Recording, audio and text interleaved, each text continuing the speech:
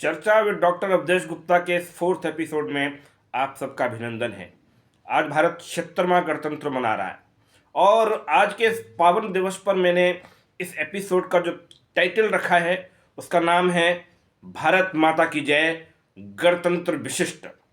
और जब भारत विश्व में पुनः विजय पताका फहराने निकल पड़ा है, 76वां गणतंत्र अर्थात 75 गणतंत्र हमने पूर्ण किए हैं।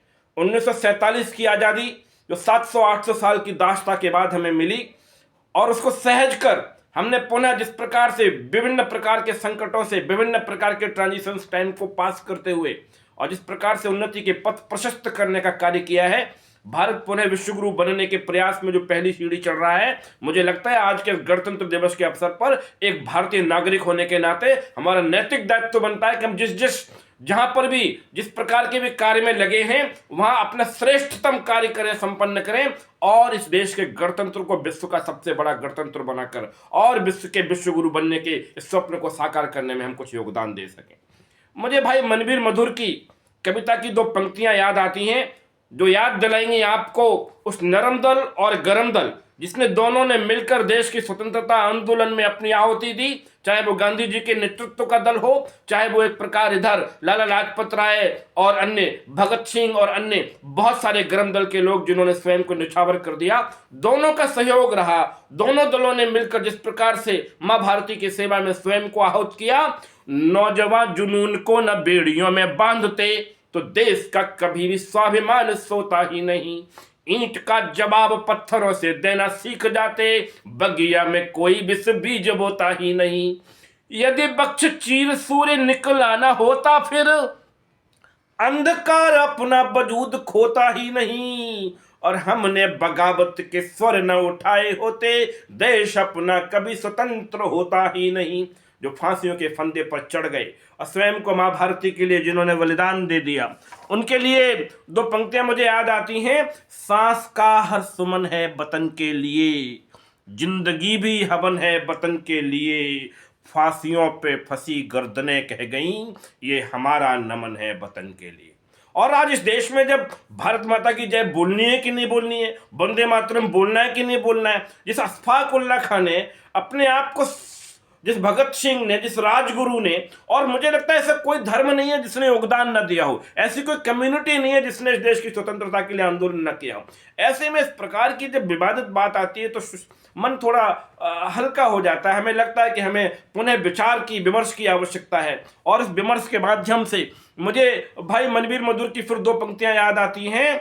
भारती के शेरों, और आज का ये पूरे का पूरा जो एपिसोड है वो काव्य में है, कविताओं के माध्यम से मैं कुछ देश के बड़े कवि जिनको मैं फॉलो करता हूं, डॉक्टर हरिओम पवार जी, भाई मनवीर मधुर जी, श्री विनीत चौहान जी, बहन कविता तिवारी और ऐसे बहुत बड़े बड़े कवि जिन्होंने अपनी देशभक्ति की कविताओं से, वीर रस की कविताओं से जिस प्रकार से लोगों को प्रेरित किया है, मैं उनमें से एक स्वयं हूं और उन्हीं की कुछ पंक्तियां, उन्हीं की छोटी छोटी कविताओं के कुछ अंश में आप तक पहुंचा रहा हूं।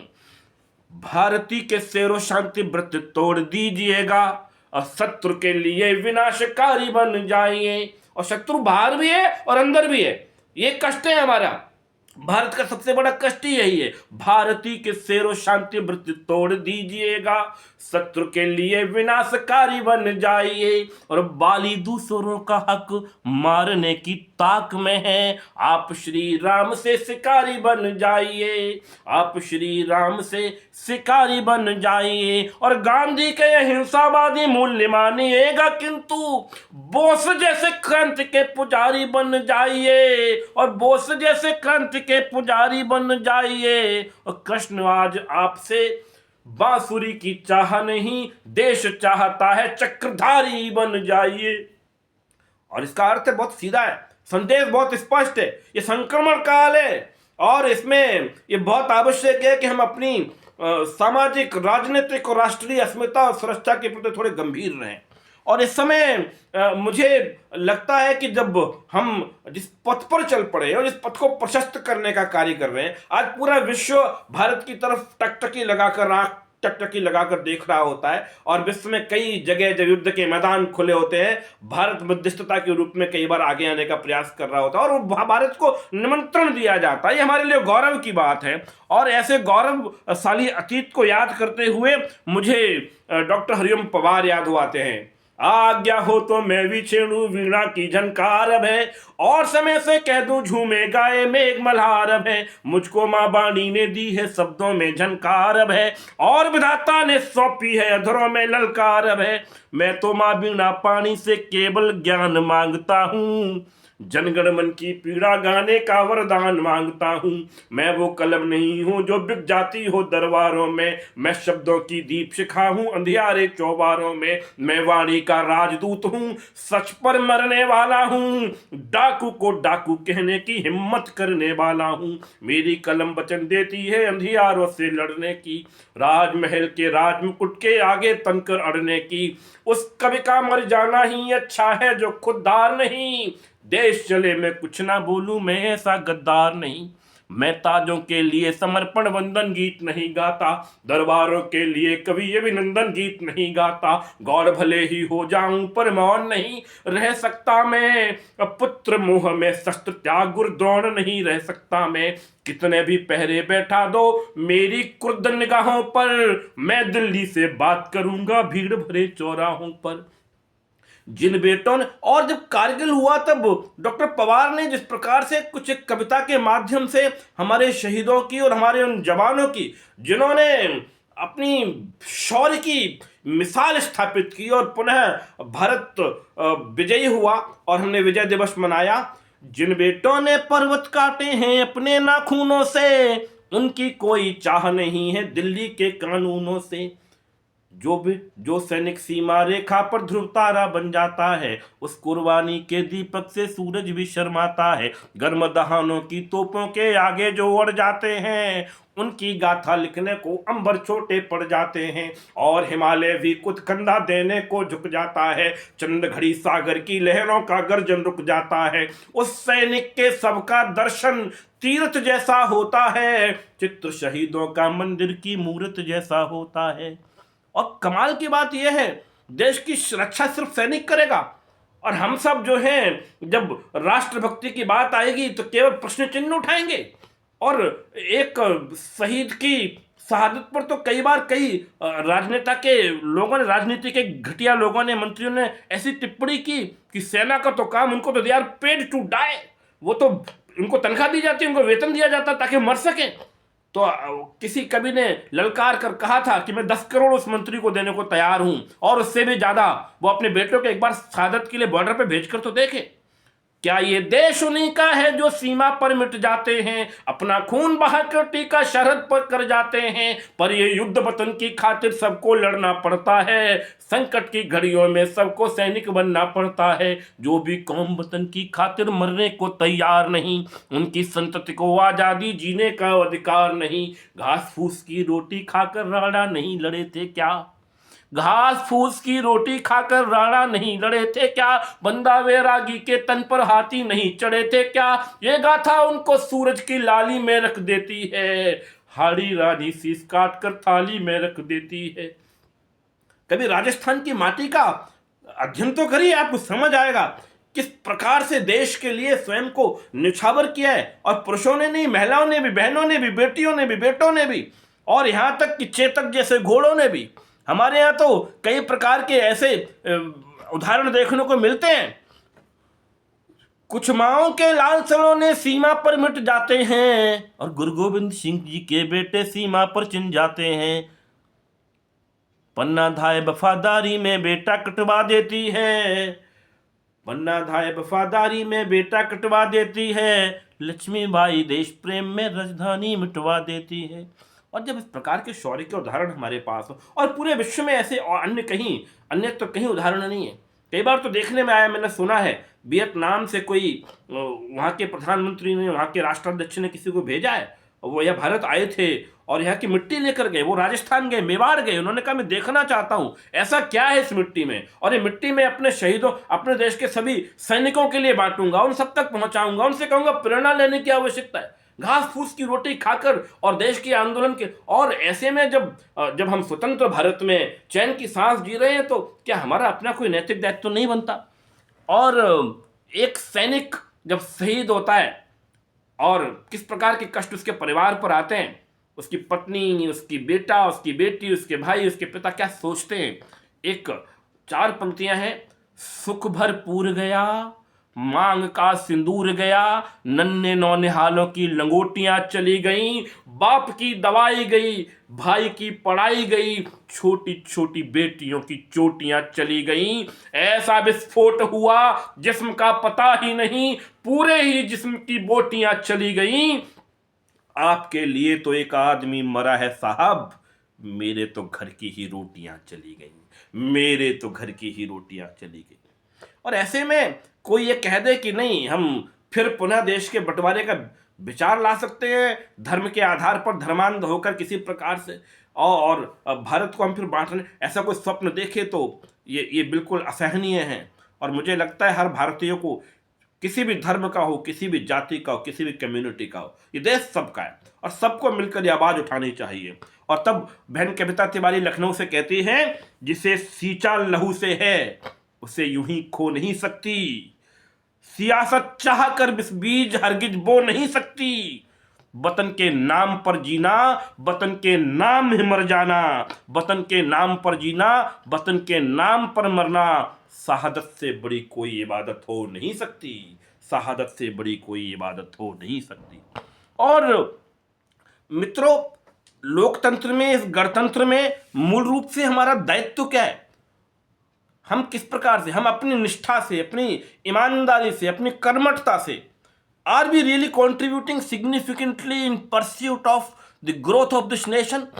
जिस देश को स्वयं श्रीमद् भागवत गीता के माध्यम से संदेश दिया भगवान कृष्ण ने, एकमात्र देश है और एकमात्र सनातन संस्कृति की सभ्यता है जहाँ स्वयं भगवान ने साक्षात रूप से अपने मुख से संदेश दिया है। और उन्होंने वहां पर योगक्षेमम बहाम्यम का संदेश दिया। उन्होंने ऐसे कई प्रकार से कहा है कि जब राष्ट्र पर संकट हतो वा प्राप्यसि स्वर्गम जित्वा वा मोक्ष्यसे में, उन्होंने कहा है धर्म की रक्षा अर्थ, देश की रक्षा अर्थ आप बिल्कुल निश्चिंत होकर स्वयं को निछावर करिएगा। अर्जुन को उन्होंने कहा है ये जीतोगे तो राज्य मिलेगा और यदि मृत्यु को प्राप्त होगे तो स्वर्ग मिलेगा, लेकिन आप न्यूट्रल नहीं रह सकते, आप न धर्म के साथ हो न अधर्म के साथ हो, ऐसा संभव नहीं है। और आज के इस नौजवान परिवेश में मुझे लगता है आज जिस प्रकार से पूरे के पूरा देश का जो युवक वर्ग है, यूथ है, वो कई बार मिसगाइडेड होता हुआ दिखता है, कई बार बहुत ज़्यादा सेल्फ फोकस्ड, सेल्फ सेंटर्ड नज़र आता है। उसे समाज, राष्ट्र, अन्य कई प्रकार के मुद्दों पर बहुत ज़्यादा संवेदनशील होता हुआ नहीं देखा जाता। They are lacking sensitivity from that perspective. तब मुझे लगता है कि हमें कथानक व्याकरण समझे तो सुरवित छंद हो जाए, हमारे देश में फिर से सुखद मकरंद हो जाए। मेरे ईश्वर मेरे दाता ये कविता मांगती तुमसे, युवा पीढ़ी संभल करके विवेकानंद हो जाए। हमें आवश्यकता है हम प्रेरणा लें विवेकानंद से। और मुझे तब याद आता है कि हमारे रोल मॉडल होने कौन चाहिए, हमारा आदर्श होना कौन चाहिए। किसी कवि ने बड़ी सुंदर सी 4 पंक्तियां हैं और बहुत आप कह सकते हैं कि ये कम पंक्तियां थोड़ी कठिन है, थोड़ी आतुर और बहुत तत्पर होकर किसी ने कही है, किसी को चुभे नहीं, इसलिए पहले से मैं इस पर थोड़ा सा आपको सावधान करता हूं। कभी सलमान की बॉडी, कभी धोनी के बालों के लिए मर गए, कभी चेहरे, कभी बालों, कभी चालों के लिए मर गए, होंगे जहां कहीं भी भगत सिंह सोचते यही, यार सुखदेव राजगुरु हम भी किन सालों के लिए मर गए। थोड़ी भाषा अद्भुत नहीं है, अजीब है, परंतु संदेश बहुत स्पष्ट है। निश्चित रूप से जिन्होंने स्वयं को बलिदान कर दिया, और आज हम क्या कर रहे हैं, ऐसे समय में हमारा बहुत आवश्यक है, ये हमारा दायित्व है कि इस चर्चा के माध्यम से बिना मौसम हृदय कोकिल कूंजा नहीं जाता, जहां अनुराग पलता हो वहां दूजा नहीं जाता। विभीषण राम जी के भक्त हैं, ये जानते सब हैं, मगर जो देशद्रोही हो उसे पूजा नहीं जाता। पूजा जाना चाहिए इस देश के उन सैनिकों को, उनके परिवारों को, उनके माता पिताओं को, उनकी पत्नी, उनके बच्चों को, जो स्वयं को बलिदान दे देते हैं, शीश कटा देते हैं पर देश प्राण। आज हम अगर विश्व की सबसे बड़े लोकतंत्र के रूप में भारत स्थापित हो रहा है और हम पूरे आनंद के साथ आज अपना जीवन व्यतीत कर पा रहे हैं, तो उसका सबसे बड़ा श्रेय मुझे लगता है वो इस देश के उन सैनिकों के लिए है जिन्होंने आज़ादी के लिए स्वयं को न्यौछावर कर दिया। भारत माता की जय। और गणतंत्र वैशिष्ट के आज के इस एपिसोड में मैं आपसे यही आग्रह करना चाहता हूँ कि हम निश्चित रूप से एक बार तो सोचें, हमें सेंसिटिव होने की आवश्यकता तो है।